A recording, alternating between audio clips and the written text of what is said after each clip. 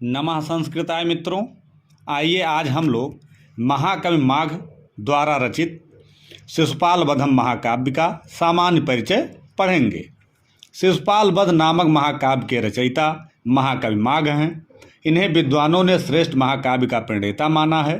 काव्येषु माघा, भारव के द्वारा प्रवर्तित विचित्र मार्ग को माघ ने बहुत ऊंचाई पहुंचाया तथा भारव से आगे बढ़ाने का सफल प्रयास किया। माघ के पितामह सुप्रभदेव थे, जो राजा वर्मलात या श्रीवर्मल के सर्वाधिकारी अर्थात दीवान थे। वे पुण्यात्मा, अनासक्त तथा सात्विक वृत्ति के पुरुष थे। सुप्रभदेव के पुत्र का नाम दत्तक था, जो अत्यंत उदार, क्षमाशील, कोमल स्वभाव के एवं धर्मपरायण थे। इन्हें लोग सर्वाश्रय भी कहते थे, क्योंकि सबकी सहायता के लिए तत्पर रहते थे। इन्हीं दत्तक के पुत्र महाकवि माघ थे। माघ सूर्य पूजक थे। माघ की मृत्यु पादशोथ रोग से हुई थी। इनका निवास स्थान, माघ का निवास स्थान श्रीमाल या भिन्नमाल नामक नगर में था। यह नगर अभी माउंट आबू से 40 मील पूर्व जोधपुर प्रमंडल राजस्थान में अवस्थित है। यह नगर उस समय गुर्जर की राजधानी के रूप में प्रसिद्ध था। श्रीमाल या भीनमाल में संस्कृत विद्या का महान केंद्र था। अनेक विद्याएं यहाँ पढ़ाई जाती थी। वर्तमान में वर्मलात नामक राजा इसी नगर में रहते थे। माघ के पितामह उनके प्रधानमंत्री थे। माघ का परिवार बहुत धनाढ़ था। जगत स्वामी सूर्य के मंदिर के ये लोग उपासक थे।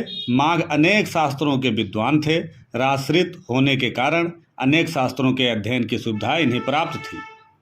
माघ का समय, माघ को 675 ईस्वी के अनंतर माना जा सकता है। अधिकतर विद्वान 700 ईस्वी के आसपास ही माघ को स्वीकार करने के पक्षधर हैं। यह महाकाव्य माघ की एकमात्र कृत है। 20 सर्गों के महाकाव्य के रूप में इसमें 1645 पद्य हैं। 15वें सर्ग में 34 प्रक्षिप्त श्लोक हैं, जिनकी व्याख्या मल्लिनाथ ने नहीं की है। 5 पद्य कविवंश वर्णन के हैं। उन्हें मिलाकर माघ की रचना 1650 पद्यों की है। शिशुपाल वध की कथा। पहले सर्ग में देवार्ष नारद का द्वारिका में आगमन, श्री कृष्ण द्वारा उनका सत्कार, नारद द्वारा शिशुपाल के पूर्व जन्मों तथा उनके अत्याचारों का वर्णन, शिशुपाल को मारने के लिए प्रेरित करना। दूसरे सर्ग में श्री कृष्ण, बलराम और उद्धव की मंत्रणा, बलराम का शिशुपाल पर आक्रमण का प्रस्ताव, किंतु उद्धव का नीतिपूर्ण प्रस्ताव, इस विषय में शीघ्रता न करके युधिष्ठिर के राजसूया यज्ञ में सेना सहित भाग लेना। सर्ग 3 में द्वारिका से श्री कृष्ण का इंद्रप्रस्थ के लिए प्रस्थान, नगरी, सेना और समुद्र का वर्णन। सर्ग 4 में रैवतक पर्वत का वर्णन। सर्ग 5 में रैवतक पर सैन्य शिविर की स्थापना।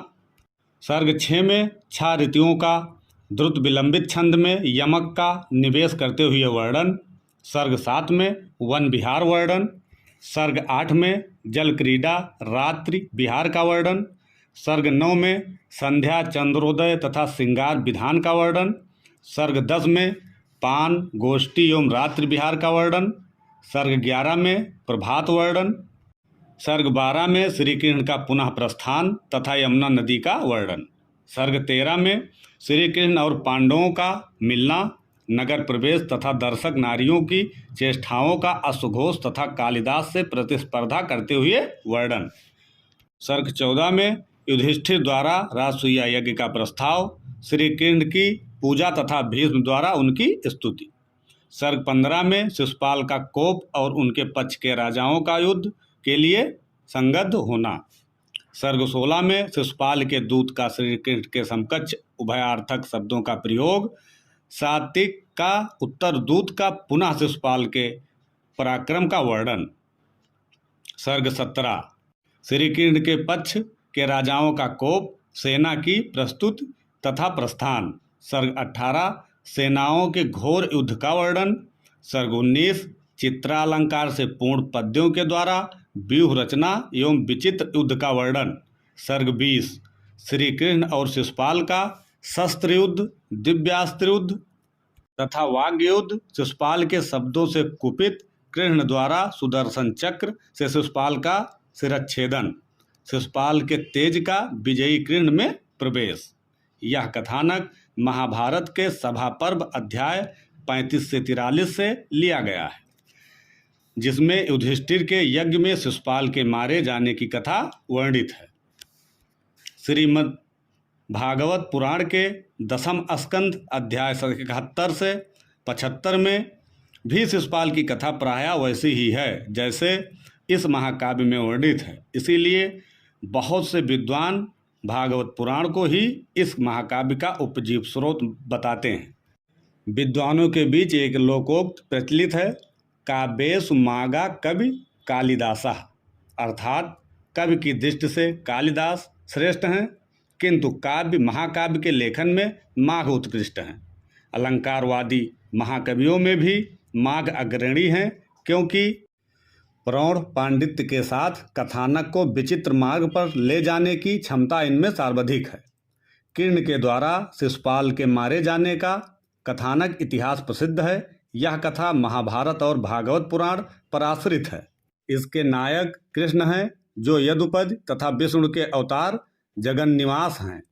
महाकाव्य का प्रधान रस वीर है। अन्य रसों में श्रृंगार रस, हास्य, अद्भुत, भयानक इत्यादि स्वाभाविक रूप से निवेश हुआ है। इसके सर्ग छंदों के नियम का पालन करते हैं। पूरा सर्ग एक छंद में हो और सर्गांत में एक दो पद दूसरे छंद में हो। प्रथम सर्ग में वंशस्थ है, द्वितीय सर्ग में अनुष्ठुप, तृतीय सर्ग में उपजाति है, पंचम सर्ग में बसंतिलका है, तो षष्ठ ध्रुत विलंबित छंद का है। सबके अंत में छंद परिवर्तित होते रहेंगे। चतुर्थ सर्ग में अनेक छंदों का प्रयोग है। माघ ने शिशुपाल वध के 19वें सर्ग में एकाक्षर, द्वयाक्षर, सर्वतोभद्र, मूरजबंध, प्रतिलोम यमक 33-34, गोमूत्र का बंध, समुद्र यमक, अर्ध प्रतिलोम यमक तथा चक्रबंध जैसा श्रमसाध्य चित्रकाव्यों का प्रयोग किया है। युद्ध का वर्णन माघ ने कई सर्गों में किया है। 19वां सर्ग तो चित्रकाव्य के रूप में विचित्र युद्ध का भ्रम देता ही है। 20वें सर्ग में दोनों पक्षों के नेताओं द्वारा विविध दिव्यास्त्रों का प्रयोग होता है। शिशुपाल के अस्त्रों को कृष्ण काटते जाते हैं। षष्ठ सर्ग का षड्ऋतु वर्णन तथा एकादश सर्ग का प्रभात वर्णन अधिक आवर्जक है। माघ के पांडित्य और कवित्व के विषय में कई प्रशस्तियाँ विख्यात हैं। इनके शब्द भंडार के विषय में कहा गया है, 9 सर्गते माघे 9 शब्दे न जायते, अर्थात माघ काव्य में 9 सर्ग समाप्त कर लेने पर संस्कृत में कोई नया शब्द जानने को नहीं रह जाता। माघ की एक अन्य प्रशस्ति भी है, माघे मेघे गतम वया, अर्थात महाकाव्य के अध्ययन में और मेघदूत का आनंद लेने में सारी आयु बीत गई। माघे संत त्रयोगुणा, माघ विषयक प्रशस्तियों में यह सर्वाधिक प्रसिद्ध है।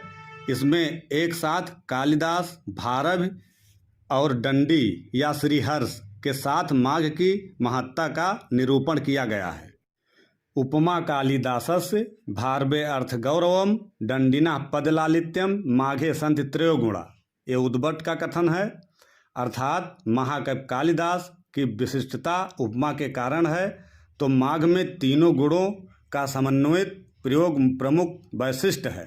माघ की सामान्य उपमाओं में यह बहुत प्रसिद्ध है, जिसके कारण उन्हें घंटा माघ का बिरुद प्राप्त हुआ है।